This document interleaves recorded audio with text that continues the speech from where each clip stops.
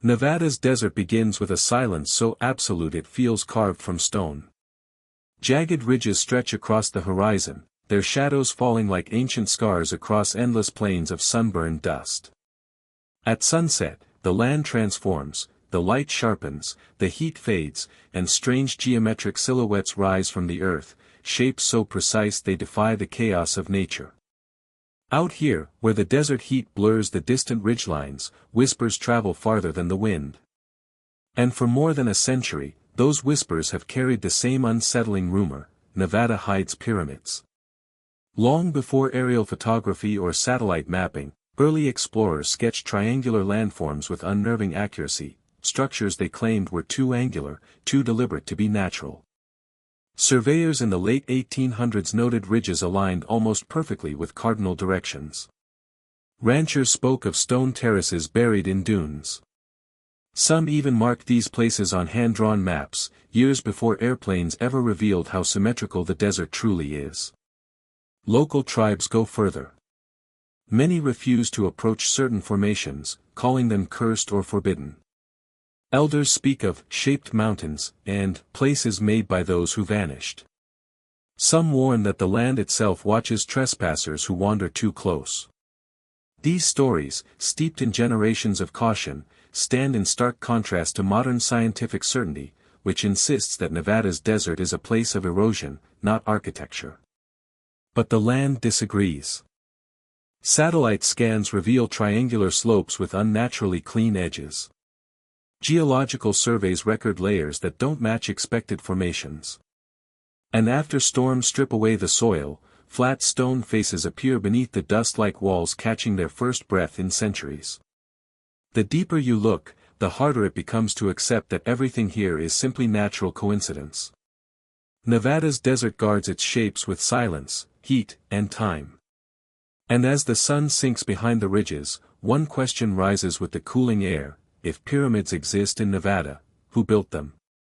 According to textbooks, Nevada's human story begins with the Palea Indians, small bands of hunter-gatherers who wandered the Great Basin more than 10,000 years ago. They left behind simple stone tools, scattered hearths, and the faintest traces of seasonal camps. Millennia later came the Lovelock peoples, known for their cave storage pits, woven duck decoys, and fishing technologies adapted to Nevada's once wet basins.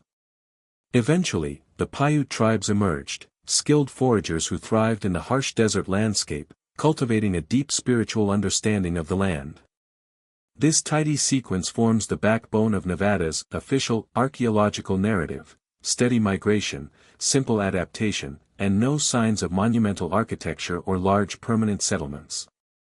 But beneath this curated history lies a desert full of contradictions.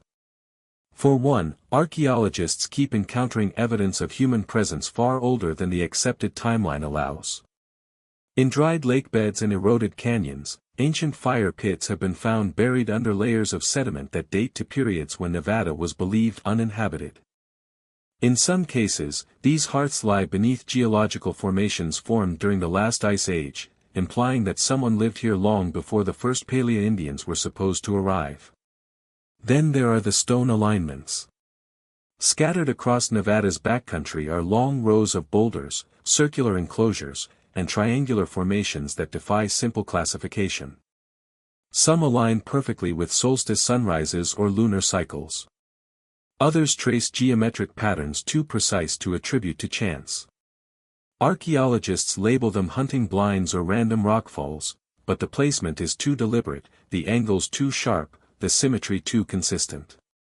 Even more unsettling is the discovery of subsurface structures, flat stone surfaces and stacked slabs buried beneath centuries of desert accumulation. Geological layers above them suggest these features are far older than the Lovelock or Paiute cultures. Yet their purpose remains unknown: foundations, ritual platforms, the remains of something larger, now swallowed by sand and time. These anomalies clash violently with the clean, orderly narrative presented in academic texts. Every new piece of evidence, misdated fire pits, unexplained alignments, stone floors buried deeper than they should be, echoes the same implication: Nevada's earliest cultures may not have been the first. Some researchers quietly admit that the Great Basin holds signs of a human presence older, more complex, and more organized than mainstream archaeology is ready to acknowledge. Others suspect there was once a culture predating the earliest tribes, one capable of shaping stone, aligning structures, and surviving in the desert long before history remembers. The official story leaves no room for such a civilization. But the desert, vast and unforgiving, continues to reveal fragments that refuse to fit the narrative. And as these fragments multiply, one possibility grows harder to ignore: someone was here before the tribes we know, someone the official timeline forgot. Long before satellite imaging, long before highways carved their way through Nevada's desolate basins, the first whispers of pyramids in the desert came not from fringe theorists but from men who mapped the American West. In the mid-1800s, as military surveyors, prospectors, and railroad crews pushed into uncharted territory, they documented strange landforms that defied the ordinary contours of the Great Basin. Their journals, dusty, yellowed, and often overlooked, speak of triangular slopes, terraced ridges, and hills that rose with such uncanny symmetry that more than one observer compared them to monuments. One of the earliest accounts comes from an 1860s military mapping expedition, which noted a triangular butte of unnatural shape near a remote dry lake. The surveyor described its sides as smooth as if cut, with angles too precise to be the work of wind alone. Around the same period, gold prospectors wandering far from established trails reported stumbling upon hills that resembled stair-stepped pyramids, their slopes forming sharp planes unlike the rolling ridges typical of Nevada geology. Some insisted they saw stonework beneath layers of sediment, flat faces peeking through the dust like forgotten walls. By the late 19th century, as railroads crossed the state, workers repeated these claims. Railroad engineers recorded monument-shaped prominences rising unexpectedly from flat basins, some so striking they were marked on preliminary sketches as points of interest. A handful of early maps, rare, faded, and almost entirely forgotten, feature annotations like PYR, hill, or triang, mound. These marks appear decades before anyone had the benefit of aerial photography, raising a chilling question: how did so many observers independently describe the same shapes? Indigenous legends amplify these early reports. Among certain Paiute and Shoshone groups, stories speak of shaped mountains, or hills built by those who vanished, places considered forbidden or spiritually dangerous. Elders warned that these formations were not natural, that they were remnants of an age before the desert took over. Some tribes refused to camp near them, citing unexplained sickness, missing hunters, or strange lights seen drifting along the slopes at night. But here is where the mystery deepens: many of the formations documented in the 1800s no longer appear on modern maps. Whether buried by shifting sands, eroded beyond recognition, or intentionally omitted, their absence raises unsettling possibilities. In several cases, old survey coordinates point to locations where current topographical charts show nothing unusual: flat desert where triangular hills once stood. In other cases, restricted federal land now covers sites once marked with pyramid-like symbols, their details quietly erased from public cartography. Some researchers suggest cartographic error. Others whisper of deliberate redaction. But the consistency of these early accounts, across explorers, prospectors, engineers, and tribal memory, suggests that something once stood in the Nevada desert that was too geometric, too symmetrical, and too intentional to ignore. Whatever those early mapmakers saw, whatever shaped those rumors that spread across the frontier, remains buried beneath time, dust, and official silence. Pyramid Lake sits like an otherworldly mirror in the heart of Nevada's high desert, its turquoise expanse shimmering beneath an empty sky, its shores guarded by jagged cliffs and silent volcanic tufa towers. The most iconic of these is the Stone Mother, a towering formation sacred to the northern Paiute, said to be the petrified figure of a grieving mother whose tears filled the lake. To most visitors, it is simply a striking geological wonder. But to those who have spent their lives near these waters, Pyramid Lake is far more than a scenic basin. It is a vault of forbidden stories, stories that trace back to an age before the desert, before the tribes, before anything we would recognize as Nevada.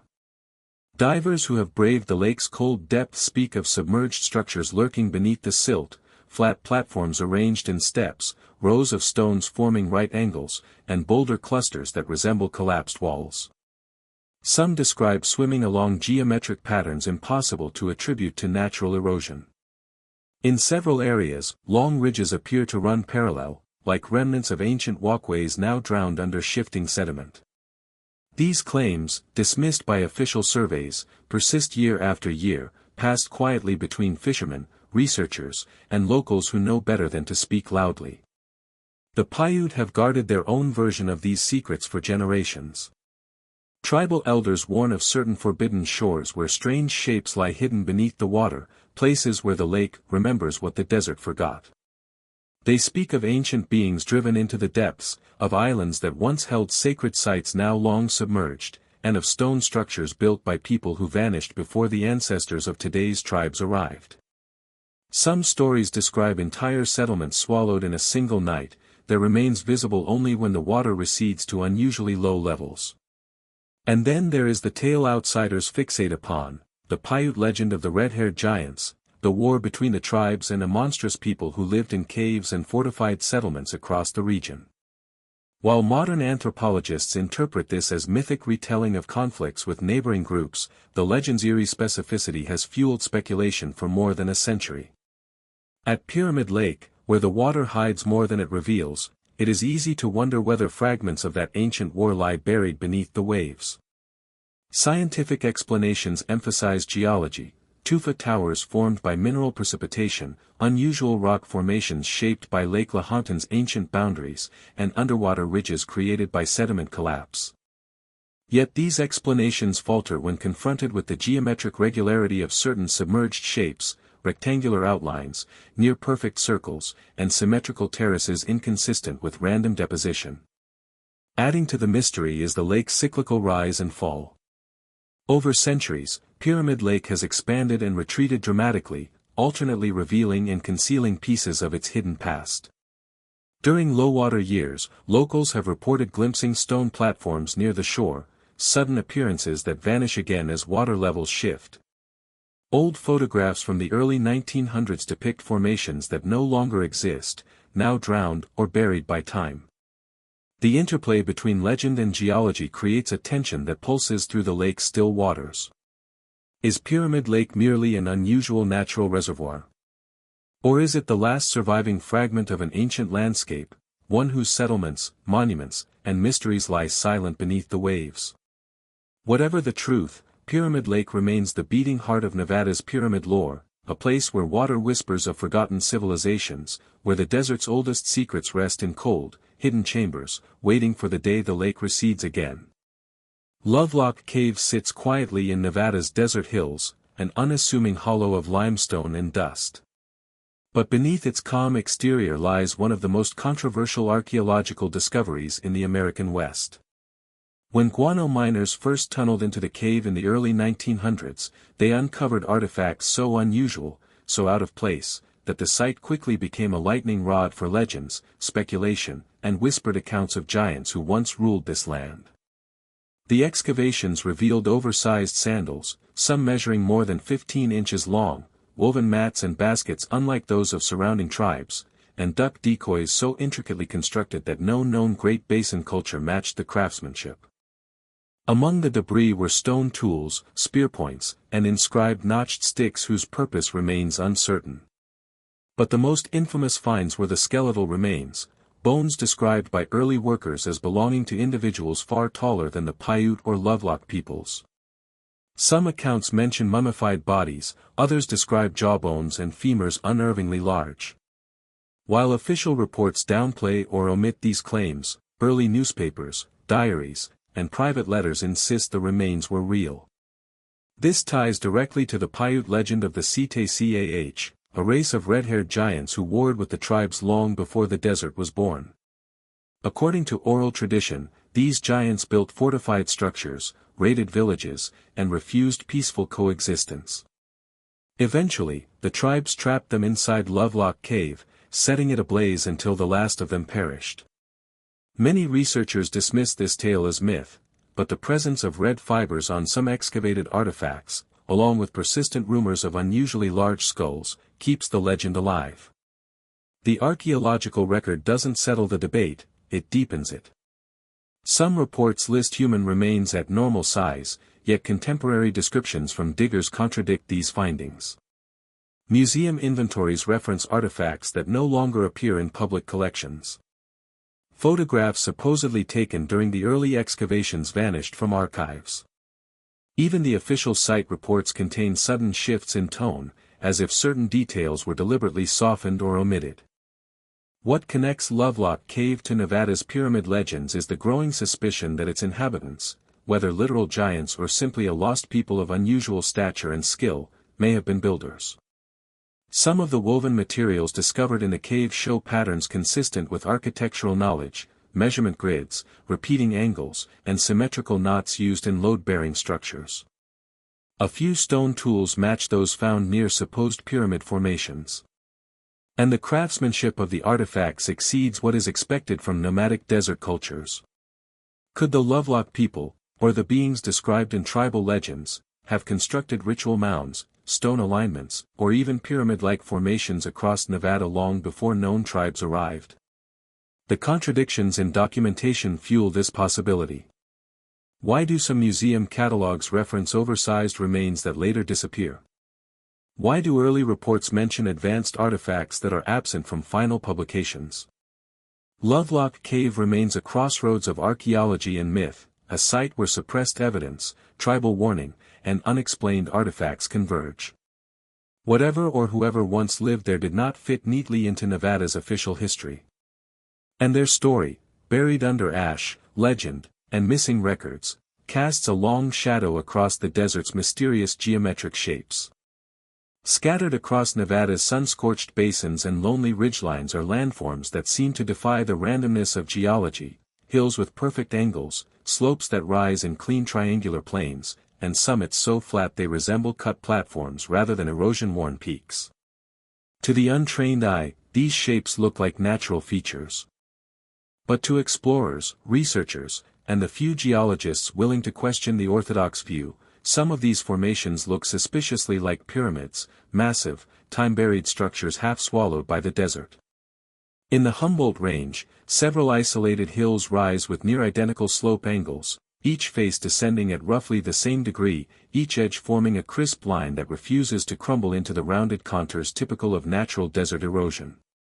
A few peaks show step-like ridges, terraces that climb symmetrically toward the top. Official explanations lean on familiar terms: volcanic cones, uplifted strata, ancient sediment domes. Yet none of these models fully explain the uniform geometry, or the fact that some slopes appear aligned almost exactly with true north and true east. Near Fallon, ranchers and hikers have long spoken of a series of strange mounds, pyramid-shaped silhouettes rising out of flat salt flats. Some appear to have level summits, as though their tops were intentionally flattened. Others feature long, straight ridges running down their sides, too linear to be mere cracks or fault lines. When measured, several show alignments matching solstice sunrises, an odd coincidence for formations supposedly shaped only by wind and time. And then there are the rumors from near the restricted borders of Area 51. Satellite imagery reveals triangular structures whose angles are sharper than nearby natural formations. Some feature shadows suggesting multi-tiered faces, like steps buried under centuries of sand. While the area is heavily off-limits, early military personnel once spoke, quietly, of unnatural mounds, fenced off long before the base expanded.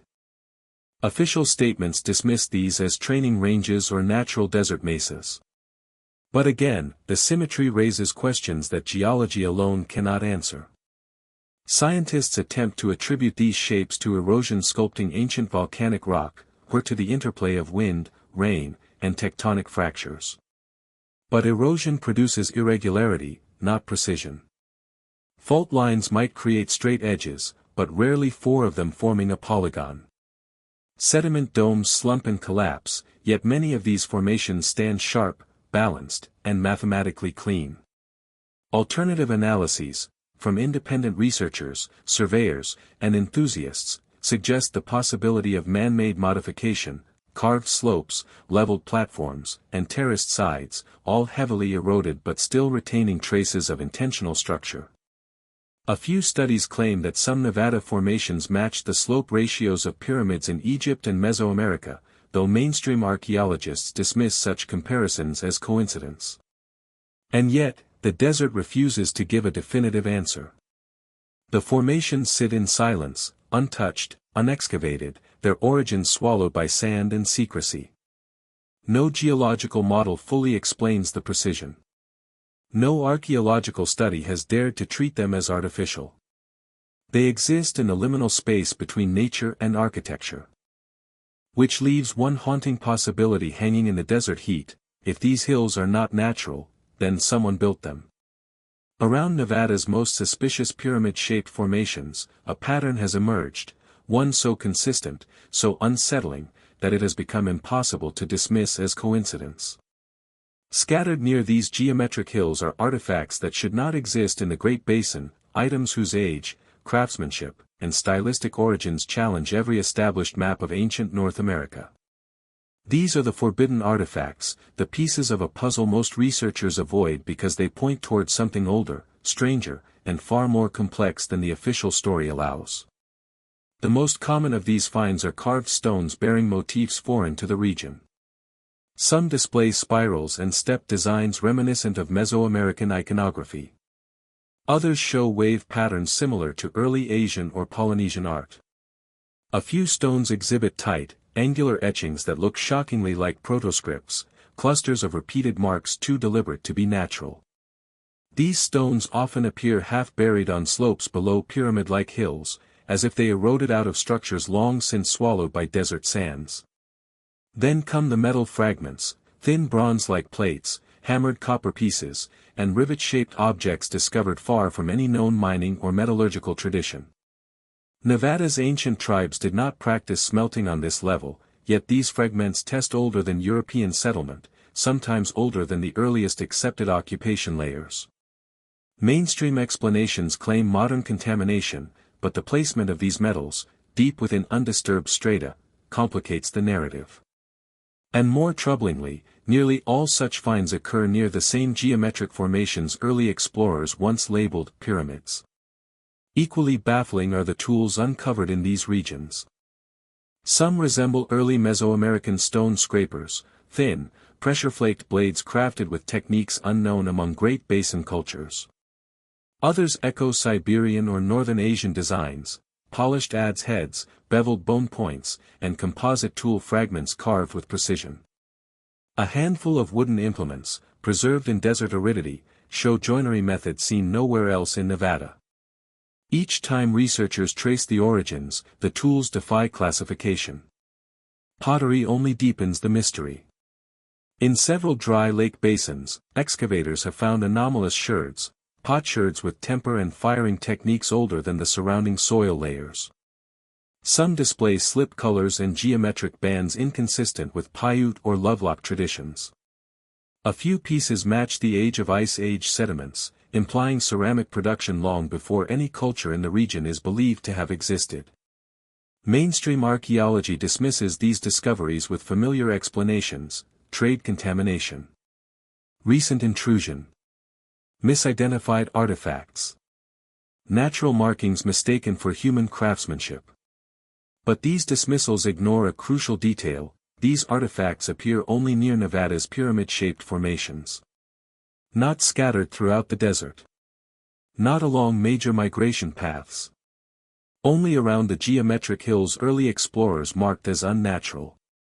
The clustering is too precise to ignore.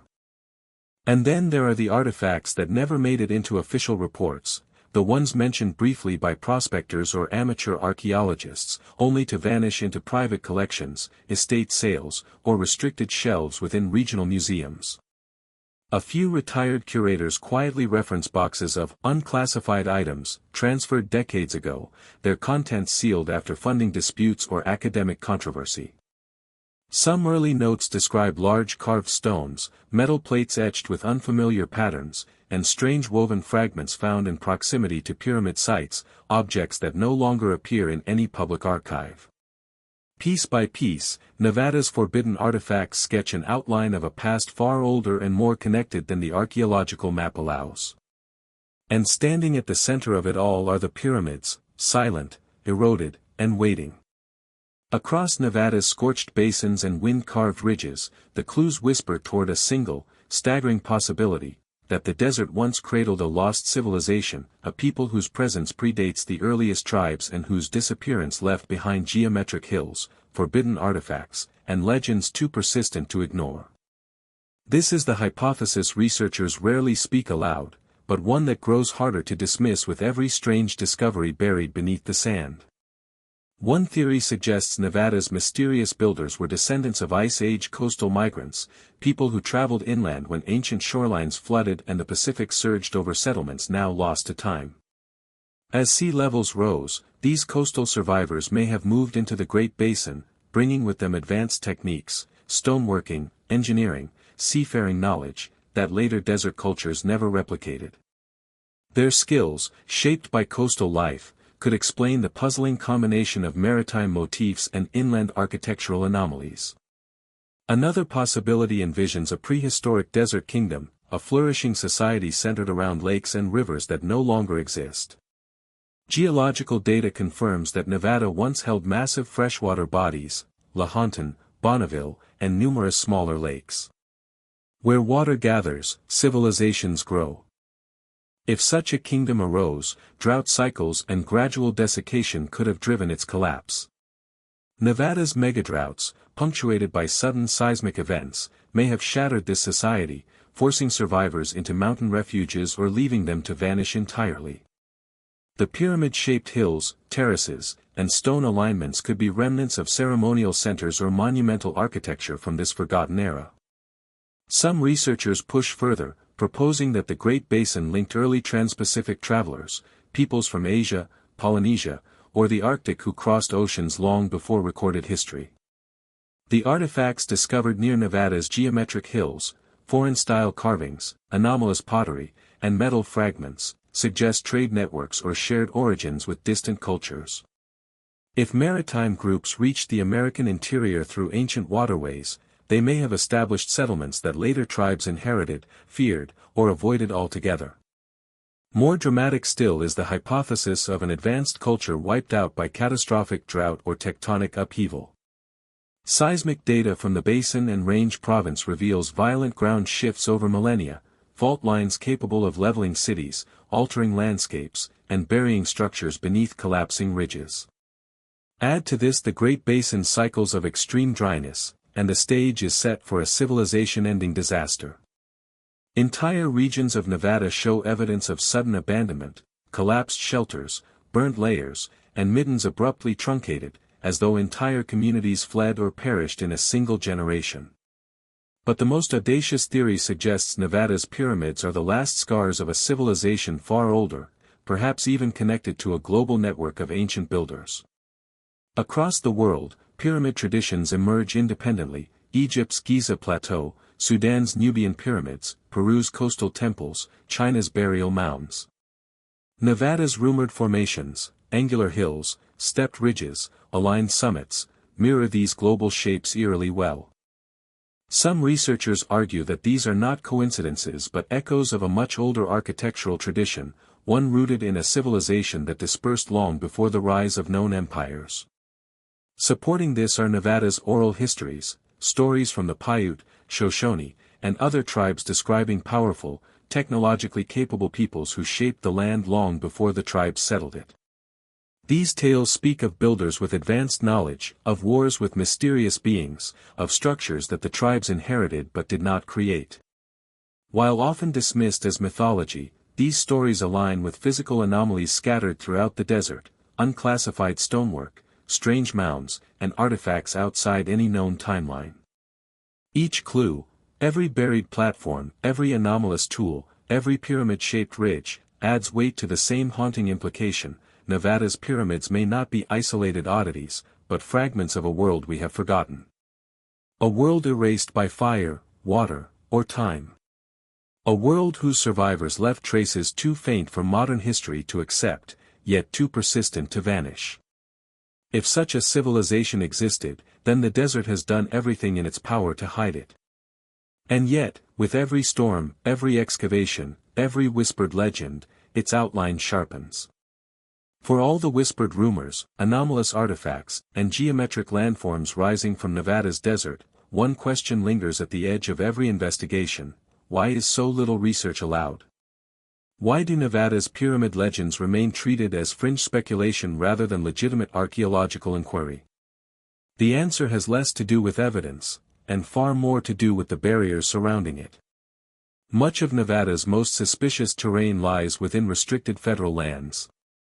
Military test ranges, classified aviation sites, and sprawling government buffers cover thousands of square miles, many of them overlapping with zones early explorers marked as containing pyramid-like hills. Nearly all excavation is forbidden. Even photography and aerial surveys are restricted in sensitive areas. If pyramid-like structures exist within these controlled regions, they are effectively sealed behind layers of national security. Equally complicating the story are the protected tribal regions, areas that rightfully remain under sovereign control.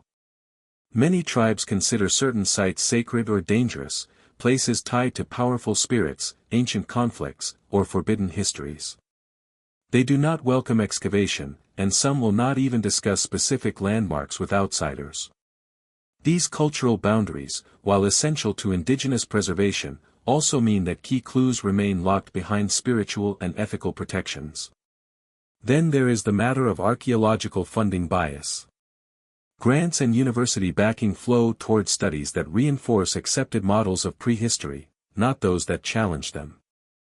Researchers who propose investigating pyramid-like formations risk being labeled fringe, jeopardizing careers before a shovel ever breaks ground. Controversial digs are quietly denied, proposals shelved, and promising leads abandoned in favor of safer, academic pursuits. Adding to this friction is academia's long-standing war with so-called pseudo-history. Any suggestion of lost civilizations, ancient builders, or advanced pre-tribal societies triggers immediate skepticism. The desire to avoid sensationalism is understandable, but it also creates a climate where even legitimate anomalies are dismissed without examination. The result is a paradox: the very evidence that could change history is ignored because it might change history. Several independent researchers who attempted to investigate Nevada's pyramid zones encountered sudden roadblocks. One team was denied access to a region they had surveyed for months, another reported being approached by federal officials after publishing preliminary findings. A geologist who photographed a suspicious terraced hill later discovered his images removed from an online archive. None of these incidents prove conspiracy, yet they collectively paint a picture of gateways quietly closing. And beneath everything runs a deeper fear, the fear of rewriting American prehistory. If Nevada contains pyramids, advanced stonework, or the remnants of a lost civilization, then the entire timeline of human settlement in North America must be reconsidered. Cultures once labeled primitive may have inherited lands shaped by older peoples. Migration theories would need revision. Textbooks would need rewriting. And decades of scholarly certainty would suddenly stand on unstable ground. This, perhaps more than anything, explains the silence. Some mysteries remain unsolved not because they lack evidence, but because they threaten the accepted timeline. Nevada's desert stretches outward like an endless canvas of silence, its ridges jagged, its basins hollow, its horizons shimmering under a sun that feels older than memory. To the casual traveler, this is an empty place, a wasteland of dust and rock. But anyone who listens closely knows better. Beneath the stillness, beneath the wind-swept dunes and sun-baked cliffs, the desert remembers. Every grain of sand feels like a fragment of a story half erased. Every geometric hill catches the light in a way that hints at deliberate design. Every whispered legend about lost builders, hidden chambers, and forbidden shapes endures because the landscape itself refuses to let these stories die. Nevada holds its secrets tightly, but not perfectly. Erosion gnaws at ridgelines. Flash floods carve through ancient debris fields. Drought exposes stones that haven't seen sunlight in centuries. And with each passing year, new imaging technologies, LiDAR, multispectral scans, deep terrain mapping, reveal anomalies that only deepen the mystery. The result is a paradox: the more we uncover, the more we realize how much remains buried.